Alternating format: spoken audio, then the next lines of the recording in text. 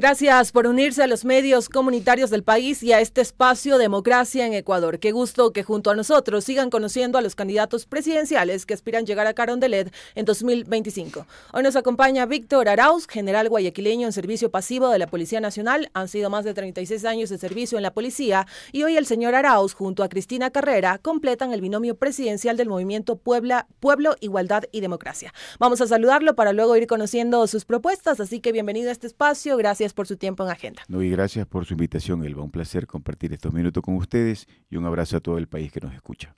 General, inicialmente queremos conocer, usted meses atrás había expresado este deseo de ser candidato a la presidencia. ¿Cuál fue ese motivante para oficializarlo y decir quiero ser presidente de Ecuador? 36 años de servicio en la Policía Nacional han hecho que yo pueda compartir y conocer al detalle cada una de las necesidades, preocupaciones, inquietudes de todo el país. Desde el grado de subteniente hasta el grado de general he podido conversar con la mayoría de los ecuatorianos y, como digo yo, conozco en el territorio cada una de sus preocupaciones. Sé al detalle cuáles son cada una de las realidades que viven las regiones de nuestro país. Y esa vocación de servicio que yo pude, con mucha suerte y con la bendición de Dios, tener que compartir con la ciudadanía, ha hecho pues que ahora, dentro de todo lo que vive el país, las desigualdades, las injusticias, un tema de inseguridad que tiene de rodilla al país ante los grupos organizados, me hizo tomar la decisión de que con esa experiencia que yo tuve 36 años en la policía, tomar la decisión, creo que la más importante de mi vida, porque es un compromiso sumamente delicado el que estoy asumiendo y que estoy convencido que lo voy a cumplir dentro de todos los ofrecimientos y las propuestas que yo le haga al país. Esa fue la motivación. Y aquí ya entrando un poco en estas propuestas, usted se postula como esta solución para los graves problemas de seguridad que enfrenta Ecuador. Habla de un proyecto disruptivo y drástico. Habla de cero tolerancia con la delincuencia. ¿En qué consiste ese plan y cuándo, en caso de que usted llegue a Carondelet, vamos a ver los ciudadanos estos resultados? Para garantizar la seguridad, definitivamente no hay que tener consideraciones con la delincuencia. Para Víctor Arauz, los delincuentes, criminales, asesinos no tienen derechos. Estoy convencido que el Estado tiene la obligación de garantizar la vida de las personas, incluso por encima de la vida de los delincuentes. En mi gobierno, además de todo el apoyo que se le va a dar a la Policía Nacional dentro del tema logístico, dentro del tema patrulleros, cascos, pistolas y todos los elementos que necesita la Policía Nacional para combatir a la delincuencia, va a tener un apoyo jurídico y político que le permita al policía actuar seguro de que hay un presidente que lo respalda. En mi gobierno ningún policía tendrá miedo de levantar un arma y disparar ante cualquier delincuente armado que se permita poner en riesgo la vida de un ciudadano. Además de eso, voy a proponer, y esto es lo más importante, el tema de la revisión de las leyes, revisión de la Constitución, y para eso mis asambleístas van a apoyar este proyecto que lo único que busca es sacar al país de este hueco, de esta oscuridad que es obviamente la delincuencia. Y una de las propuestas más importantes es proponer, cuando yo sea presidente, una reunión a nivel de los presidentes de la región para presentar ante los organismos internacionales la propuesta y que se permita aplicar la pena de muerte en el Ecuador. Estoy consciente de que nos debemos al compromiso de estar adscrito a ciertos organismos internacionales y la propuesta es esa, que la analicen para poder aplicar pena de muerte para asesinos, para sicarios, para violadores y para secuestradores. General, usted ha mencionado también esta propuesta y la pone en la mesa de debate, que es la de pena de muerte. He señalado que no hay que tener consideración con la delincuencia, pero aquí le pregunto un tema también que ha surgido en la mesa del debate y es el tema de los derechos humanos. ¿Cómo también lidiaría usted con esto y sobre todo esas garantías de que la estrategia que usted plantea no sea solo represiva, sino también preventiva? Estoy convencido que hay dos tipos de delincuencia. Sí, hay la delincuencia común, sí, y la delincuencia criminal, el crimen organizado, el crimen transnacional. Estoy convencido que el delincuente común merece oportunidades. ¿A qué me refiero el delincuente común? El delincuente que le asalta y le roba su celular, el que roba un retrovisor de un carro, el que le arrancha su computadora. Esas personas tendrán todas las oportunidades que el gobierno les va a brindar para que se reinserten a la sociedad y tengan un trabajo digno. Porque esas personas, de lo que he visto, muchas de ellas se ven obligados a delinquir porque no tienen trabajo, porque el Estado no les ha atendido como se debe. Pero la delincuencia criminal, el crimen organizado, el sicario, el narcotraficante, el violador, el pedófilo, esas personas se merecen otro tipo de tratos y la única forma es aplicar la pena de muerte para que dejen de ser una lacra en la sociedad.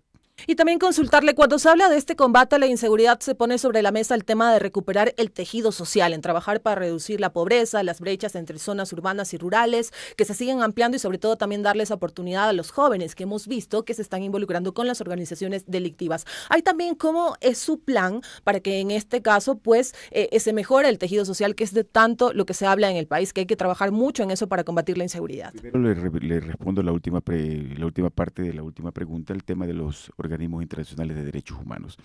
Yo siempre le hago esta pregunta a las personas que gentilmente me entrevistan. Si mañana o pasado un delincuente en la calle asesina y deja huérfano a unos hijos, ¿los derechos humanos salen a defender a esa familia? Por lo general no recibo la respuesta y el silencio me da la razón. Si mañana en la esquina un taxista que se está ganando la vida honradamente y por robarle su taxi lo asesinan, esos delincuentes merecen derecho. ¿Saltan los derechos humanos a defender a esa familia que quedó sin padre o que mataron a un hijo? Entonces yo estoy convencido que el defender los derechos humanos, en este caso, hay que hacerlo a las personas de bien y el Estado debe garantizar eso. Los principios universales de derechos humanos es garantizar la vida, la libertad y los derechos de las personas y eso es lo que voy a hacer yo como presidente. Y este plan disruptivo tiene que ir indiscutiblemente de la mano con un buen plan social, porque hemos visto, la realidad es esa, a mayor pobreza, mayor delincuencia, menos pobreza, hay menos delincuencia. Entonces el plan social que tiene Víctor Arauz, que va de la mano con este tema de recuperar la seguridad, abarca salud, abarca empleo, abarca educación, abarca dar todas las posibilidades justamente para que esa brecha que existe entre la pobreza que genera la delincuencia sea cada vez más corta. ¿Y cómo planea también llegar a estas zonas marginales o en este caso estas zonas también calientes en donde se ve que las organizaciones delictivas están ahí muy presentes y en donde la población tiene miedo? Ya, hay lugares en donde la población vive del temor, en que no dice nada porque si alguien se pone de lado, en este caso de la ley, puede ser que tenga problemas y están justamente arrodillados a ese tipo de temor y ese tipo de amenazas. Conozco al detalle cuáles son las zonas más calientes del Ecuador, la frontera con Esmeraldas, tenemos en la costa muchos barrios, muchos sectores que son dominados por los grupos delictivos. En la actualidad, imagínense, todo el mundo conoce y sabe cuáles son los sitios donde los grupos delictivos dominan ese sector y dicen, ahí la policía ni siquiera entra. ¿Cómo puede ser posible que un Estado permita eso? Ahí la policía ni siquiera entra porque está dominado por los X, Y o Z grupos delictivos. Eso en el gobierno de Víctor Arauz se va a acabar, porque la única forma de hacer respetar las leyes, la única forma de hacer respetar los derechos y de que los delincuentes sepan que hay un Estado, que hay un gobierno, que hay un presidente con pantalones que va a cuidar a los ciudadanos de bien, es haciendo valer la ley, haciendo valer el poder del Estado y el monopolio de la fuerza que debe estar es en el gobierno, debe estar en el presidente, en Fuerzas Armadas, en policías, y esa es la única forma de hacerle entender a los delincuentes, a los criminales, a los asesinos, que el 25 de mayo va a haber un Ecuador diferente. General, y para ir pasando a otros temas, también algo más que quiero preguntarle en lo referente al tema de la inseguridad. Otro de los puntos que preocupa es las cárceles controladas por grupos delictivos. En estas últimas semanas hemos visto graves incidentes, sobre todo en la penitenciaria del Litoral. A pesar de la presencia militar y policial, se sigue viendo también en estas requisas, en estos controles que se decomisan armas, sustancias sujetas a fiscalización. ¿Cuál sería ese plan concreto que usted tiene para desmantelar estas estructuras criminales en las cárceles, tener el control de las prisiones, que es algo que hemos visto que los últimos gobiernos señalan, ya tenemos el control de las cárceles, pero a pesar de eso se siguen viendo conflictos al interno? El análisis lo tiene usted en blanco y negro, ¿sí? Y me da a mí justamente la oportunidad de hacer eco a su preocupación y a su análisis. Control de las cárceles no ha habido por parte del gobierno, ha habido varios estados de excepción en donde los resultados son contrarios. Y le hablo como ciudadano, ¿quién más que como ciudadano? Yo quisiera que efectivamente exista el control de las cárceles, porque el gran porcentaje de la delincuencia que se da en las calles viene ordenado de las cárceles. El microtráfico se ordena de los centros penitenciarios, el narcotráfico se ordena desde las penitenciarías. Lo tengo clarísimo. Entonces, yo creo que ha sido una mentira, en este caso por parte del gobierno, decir que ha tomado el control de los centros penitenciarios cuando no es así. Cuando Víctor Arauz sea presidente, va a tomar 100% el control de los centros penitenciarios. Eso.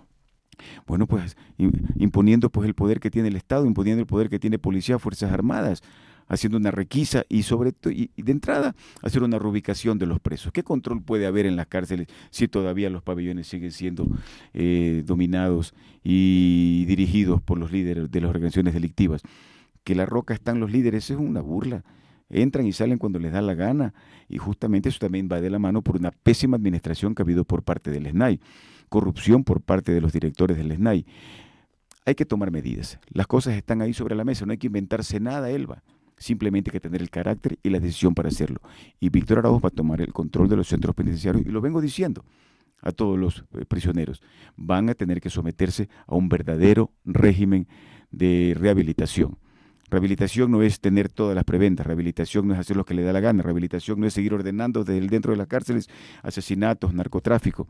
Téngalo por seguro que cuando tomemos el verdadero control de esos sitios va a reducir considerablemente la violencia en las calles. Pasamos de inmediato a otro tema y nosotros tenemos audiencia en la Amazonía ecuatoriana, nos están escuchando allá y una de las principales preocupaciones en la Amazonía es el tema de la minería, pero sobre todo la presencia de la minería ilegal, no solamente por los impactos en el medio ambiente, en la salud de los habitantes de la Amazonía, sino también porque genera problemáticas en cuanto al tema social. Se habla de prostitución, violaciones, etcétera. ¿Cómo planea usted hacerle frente a un problema como este y también generar alternativas productivas que ofrecerle a las comunidades afectadas por la minería? Conozco como el que más cómo se maneja el tema de la minería ilegal y quiénes son los beneficiados y quiénes son los perjudicados.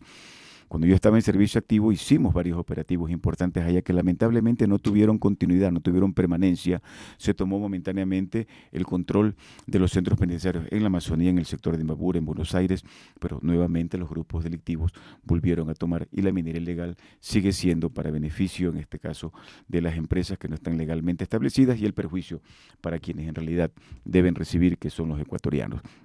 Y fíjese que lamentablemente todo redunda en un tema de inseguridad. El tema de prostitución, el tema de violencia, el tema de violación tiene que ver con seguridad. ¿Por qué? Porque son los grupos delictivos los que manejan. El Ecuador es tan rico, tenemos tanta riqueza dentro de nuestro país y la minería tiene que volver a ser ese recurso natural que le genera al país todas las divisas para salir adelante. El tema del turismo, hay tanta riqueza en el país. ¿Está de acuerdo con el tema de la minería? Mientras sea legal, por supuesto. La explotación tiene que ser, obviamente, bien planificada, que no afecte el ecosistema.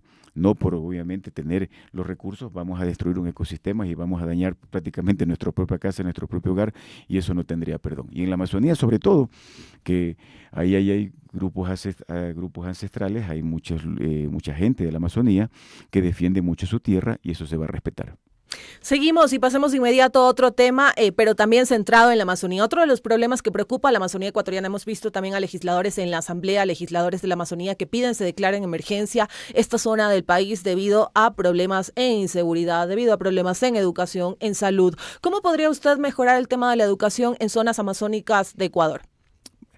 No va a haber lugar en el país donde un niño no tenga acceso a la educación. 100.000 niños en este año no fueron a las escuelas. Y que es lo que produce la posibilidad de que las organizaciones delictivas recluten a esos menores. Lamentablemente el tema de la seguridad es muy amplio, pero contestando puntualmente el tema suyo, el tema de la educación, no va a haber un lugar en ningún rincón del país donde no haya acceso a la tecnología, en este caso a la conectividad, y el gobierno de Víctor Arauz dará a todo niño en el último rincón del país la posibilidad de conectarse y estudiar. Le daremos una laptop, le daremos una tablet a todos los niños para que virtualmente asistan a las escuelas, para que virtualmente los jóvenes asistan a los colegios. Ahora el mundo es digital. Hay tantas carreras, tantas oportunidades que se le puede dar a los jóvenes para que sigan carreras universitarias, a más de las tradicionales, otras que ahora están predominando el mundo digital. y que puedan acceder y tener un título debidamente certificado. La educación no va a ser un derecho, no va a ser una obligación en este caso por parte del gobierno, es un derecho que tienen los ecuatorianos y tenemos un plan para poder cubrir todas las expectativas que tiene, no solo la Amazonía, hablemos en regiones de la sierra, hay unas regiones de la sierra que son muy distantes en donde, y al igual que regiones de la costa, tienen que los niños salir 4 o 5 de la mañana para tomar un transporte y llegar a la escuela, ya llegan cansados, expuestos, no menos, la menor posibilidad de un accidente, tal vez a que sean asaltados, a que sean agredidos, todo eso lo tenemos dentro del plan de educación, en donde pues quien asume esa responsabilidad, téngalo por seguro que lo va a hacer, porque Víctor Arauz, las cosas que ofrece, las cumple. General Arauz, y en este plan que usted señala para garantizar la educación también contempla el tema de construir más instituciones educativas y también conocer un poco cuándo se verían los resultados de este plan en caso de que usted llegue a Carondelet. Ya, pues en el caso de la construcción de nuevas escuelas, de nuevos colegios, toma un tiempo, por sentido común es algo que es a mediano plazo, pero no vamos a tener falta de escuelas, no vamos a tener falta de colegios o faltas de universidades. Van a haber las necesarias y suficientes para que ningún niño, ningún adolescente, ningún joven se quede sin estudiar. Indiscutiblemente que está planificado también una reactivación de la obra pública que tiene que ver la construcción de edificaciones que pertenezcan a instituciones del Estado, entre estas dentro del sistema educativo, más escuelas, más colegios, y dentro de eso hay un plan también de reactivación económica, porque reactivando la obra pública vamos a generar muchas plazas de empleo. Seguimos en entrevista para los medios comunitarios de Corape con el candidato presidencial Víctor Arauz. Y pasamos inmediato a otro tema que también preocupa a la población, que todos estamos siendo testigos y sufriéndolo, que es la crisis energética, los apagones. Ecuador ha vuelto a sufrir apagones ahora en 2024 debido a problemas de generación eléctrica y también al tema de la falta de mantenimiento de centrales hidroeléctricas. ¿Qué plan tiene Víctor Arauz para hacerle frente a este tema y sobre todo evitar una nueva crisis, que es lo que la población se está preguntando y es lo que precisamente quieren los candidatos presidenciales respondan y tengan una solución concreta? Como digo yo, en este punto nos hemos vuelto expertos en crisis energética. Con lo que ha pasado hablamos todos los días del tema, hemos leído tanto, hemos escuchado tanto, y lo que la gente quiere es soluciones. La única solución inmediata para aliviar la crisis energética es que llueva, que se llenen los embalses, ¿sí? Que tengamos las hidroeléctricas nuevamente funcionando, y eso no depende ni del presidente, ni de Víctor Arauz, ni de nadie. Pero si hasta mayo, cuando yo sea presidente, sigue ese problema, la solución inmediata es importación de generadores, ¿sí? Otras alternativas de generación eléctrica. Hay países que viven y que tienen una industria y que tienen una generación eléctrica que les permite ser potencias en el mundo. Podemos copiar a esos países. La importación, en este caso, de paneles solares, dejando en claro un tema sumamente importante, que hay que ser solidario con la población. La gente en el Ecuador no tiene ni para pagar la luz. No le podemos obligar o poner como alternativa que compre un panel solar. Esos paneles serán subsidiados dependiendo de la necesidad de los ecuatorianos. Traeremos, de ser necesarios, barcazas también para que ayuden a suplir la falta de energía eléctrica, pero de manera transparente, ¿no? Y aquí no es que quiero yo cuestionar, porque lamentablemente hay que hacerlo, pero estamos viendo de que esta crisis energética y dentro de las acciones inmediatas, la reparación inmediata y el mantenimiento inmediatamente de las termoeléctricas, que en eso sí tiene mucha responsabilidad el actual gobierno. El anterior presidente en su debate presidencial habló que tenía conocimiento y que sabía lo que iba a pasar y que tenía la solución, y entre esas era el mantenimiento de las termoeléctricas. 82 millones de dólares costaba el mantenimiento. La pregunta es ¿por qué no lo hizo? Esa es la duda que se tiene y tendrá que responderle al país. Estamos conscientes que esta crisis energética ha generado más desempleo, más recesión económica y más tragedia que incluso la misma pandemia. Y hablando de este tema que usted acaba de mencionar, el desempleo, se ha señalado del cierre de emprendimientos, del despido de cientos de personas a causa de la crisis energética. ¿Cómo haría usted también para hacerle frente a este tema que no solamente se ha dado ahora en la crisis energética, sino también es una preocupación de años de los ecuatorianos, el tema del desempleo, sobre todo para mujeres y jóvenes? Tenemos un plan sumamente interesante. Dentro de la campaña política se lo hará conocer, pero lo que sí le puedo garantizar es que vamos a dar empleo a miles de jóvenes, a miles de profesionales, empecemos por ahí, a miles de profesionales que viven con esa frustración de andar con su título bajo el brazo y que tienen que dedicarse a otra cosa y no a la que le dedicaron tanto tiempo y esfuerzo, que sacarle un título profesional. El tema de ahora de los emprendimientos, hay que tener una ley que apoye al emprendedor, una ley que apoye al exportador y que esos pequeños empresarios que se van a formar a medida que Víctor Arauz le dé todas las oportunidades para que salgan en este caso de esa visión de ser trabajadores, de ser empleados, de que tengan esa visión y el apoyo del gobierno para que sean microempresarios, que tengan sus propias empresas, que piensen justamente en trabajar para su propio provecho, de tener en su momento algo que les pueda generar a ellos incluso otras posibilidades de trabajo para otras personas. Tenemos un plan en ese aspecto para poder suplir inicialmente la falta de empleo y lo más importante, a medida que vayamos desarrollando nuestro plan de gobierno, darle la oportunidad a pequeños empresarios, a emprendedores, a gente que tiene mucha iniciativa, que tiene mucha ilusión de salir adelante y que Víctor Arauz desde el gobierno le va a dar todo lo que necesiten para que alcancen su sueño. General Arauz, a medida que hemos mantenido esta entrevista, usted se ha referido al tema de las leyes. Aquí consultarle un poco cómo podría ser esa relación, cómo aspira a esa relación entre el Ejecutivo y Legislativo, teniendo en cuenta de que hemos visto estos dos últimos gobiernos que no han tenido una buena relación, extensa, están entre acusaciones por parte del trabajo del Ejecutivo al Legislativo. ¿Cómo sería ese trabajo articulado entre estos dos poderes? Para muestra basta un botón. Hemos visto que la Asamblea se ha convertido en un circo. El grupo de asambleístas que va a ser importante, que van desde el Legislativo a apoyar el proyecto que tiene Víctor Arauz para tener un mejor Ecuador. Obviamente lo que va a hacer es tratar de socializar para que todas las personas, todos los legisladores se unan con el fin de sacar al país adelante. Aquí no se trata de izquierda o de derecha, de ser de un partido o de otro partido, se trata de sacar al país adelante. Yo voy a ser muy firme en ese tema. E indiscutiblemente no permitiré que entre gallos y medianoche estén por encima los intereses personales, como hemos visto últimamente en la Asamblea. Un juicio político se tiene previsto el final y resulta que al día siguiente tenemos otra sorpresa, tenemos otros acuerdos y sigue siendo la Asamblea Nacional ese lugar donde se dé mayor importancia a los intereses personales, a los intereses partidistas, que dedicarse a legislar, que dedicarse a hacer leyes que beneficien al país. Y parte de lo que mi grupo de asambleístas va a presentar es en su momento pues ver si hay algunos puntos que toque revisar, en este caso de la Constitución, de eliminar ciertas leyes. Hablamos puntualmente de la ley del uso progresivo de la fuerza, que permite a la policía actuar con firmeza, y otra serie de leyes que lo que hemos visto han servido única y exclusivamente para beneficiar desde los delincuentes de cuello blanco hasta personas que se han evidenciado que se han llevado la plata del país y que no les ha pasado nada. Y aquí también consultarle cómo sería esa posición de Víctor Arauz si es que la Asamblea Nacional llama a comparecer a sus ministros, a los ministros que usted coloca en las carteras de Estado, porque también hemos visto este tema que se ha dado en el actual gobierno, de que se ha señalado que desde el gobierno se ha prohibido la comparecencia de los ministros en la Asamblea Nacional. ¿Cómo respetaría también usted este trabajo que es de los asambleístas? Soy muy respetuoso de las leyes y esa es la función de la Asamblea, fiscalizar y legislar.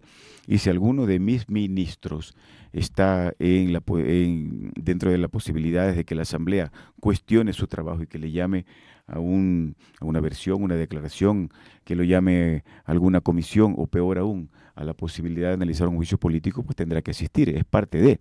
Pero tengo la tranquilidad y la certeza de que eso no va a pasar. Víctor Arauz tiene un plan de gobierno en donde todos sus ministros saben perfectamente cuál es el norte que tienen que seguir, en primer lugar, para cumplir con lo que se ofrece dentro del plan de gobierno, y en segundo lugar, no dar la más mínima oportunidad para que sean los ministros, como ha sucedido en los últimos gobiernos, una vergüenza para los gobiernos. De eso yo me encargaré personalmente de que no suceda. Y en este plan de gobierno quizás usted plantea la creación de un nuevo ministerio, separar otros ministerios, porque también he tenido la oportunidad de entrevistar a varios candidatos presidenciales y algunos coinciden en el tema, por ejemplo, de separar el Ministerio de Energía y el Ministerio de Minas. Hay también quienes señalan desde otros espacios que es importante que vuelva un Ministerio de Justicia al Ecuador. ¿Cuál es su planteamiento, análisis frente a los ministerios que existen actualmente? Hablemos puntualmente de que se va nuevamente a crear la Secretaría Nacional de Seguridad y Orden Público, en donde lo que va a hacer es justamente juntar a todas las instituciones que trabajan dentro del tema de seguridad: Policía Nacional, Fuerzas Armadas, Fiscalía, Judicatura, UAFE, que es una institución importante para el análisis financiero de los grupos delictivos, y que se encarguen justamente todos en una sola mesa de buscar las mejores soluciones para determinar cuáles son las directrices para aplicar lo necesario y recuperar la seguridad en el país. Hay otras instituciones que, como usted dice, han sido creadas y que están en el aire y que están por ahí diseminadas y que no sabemos qué es lo que hacen. Habrá que analizarlo. El tema de los sectores estratégicos es un tema sumamente delicado. Eso sí hay que analizarlo. Mire lo que ha pasado. Vea lo que ha sucedido. Entonces yo sí creo que ahí sí hay que ponerle especial interés porque es el sector en donde se manejan los recursos que generan divisas para el país, el sector donde ingresa la economía que va a sustentar en este caso los proyectos del gobierno, y hay que tener mucha importancia. Como le digo, para muestra basta un botón. El gobierno de Víctor Arauz va a tener funcionarios en donde la ciudadanía diga: ahí está la diferencia. Vamos a marcar un antes y un después en la vida política del país y en la forma de administrar el Ecuador. Y para marcar ese antes y después que usted ha señalado, ¿ya tiene pensado quiénes estarán al frente de estas carteras de Estado de manera estratégica? Porque la población también es uno de los temas que cuestiona, ¿no? Precisamente lo que ha ocurrido en el actual gobierno, de que se acusa a ministros de sabotaje, evitar este tipo de situaciones y sobre todo personas que estén capacitadas para hacerle frente a su rol y estar al frente de una cartera de Estado importante, como por ejemplo el Ministerio de Energía, el Ministerio de Gobierno, el Ministerio del Interior. No amigos, no panas, no ñaños que terminan siendo un problema después para el presidente en la administración de su gobierno. Vamos a colocar a las personas más capacitadas.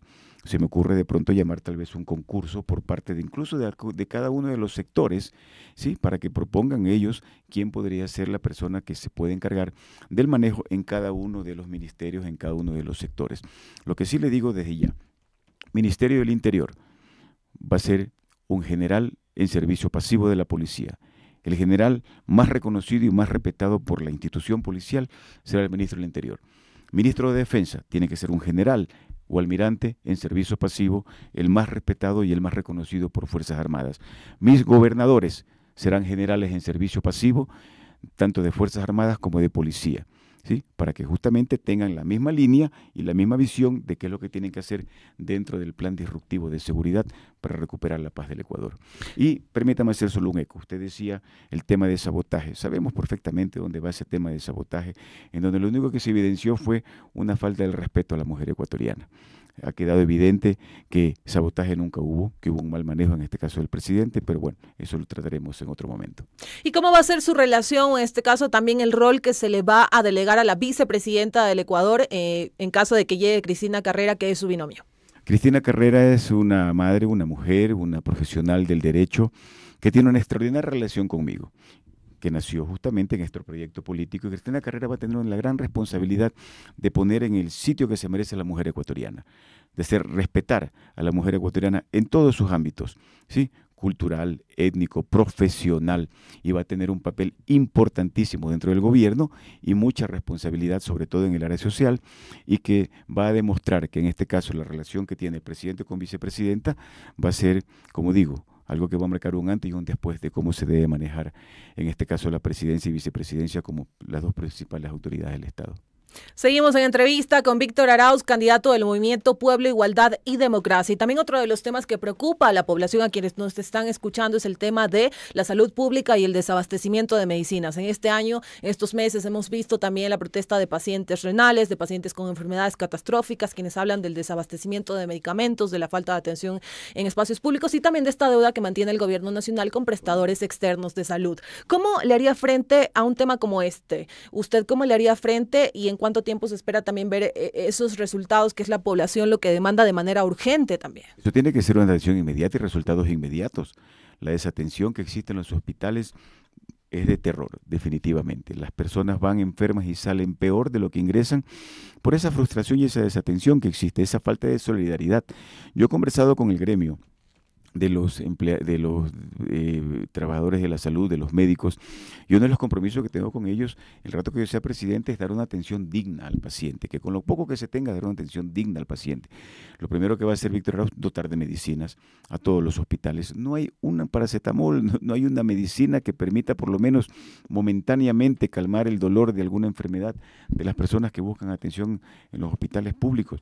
Víctor Arauz se va a encargar inmediatamente, ¿sí?, de dotar todo el equipamiento necesario y de primera línea para que puedan atender una serie de enfermedades, una serie de situaciones de salud que porque no existen o porque los aparatos están dañados, las personas se mueren.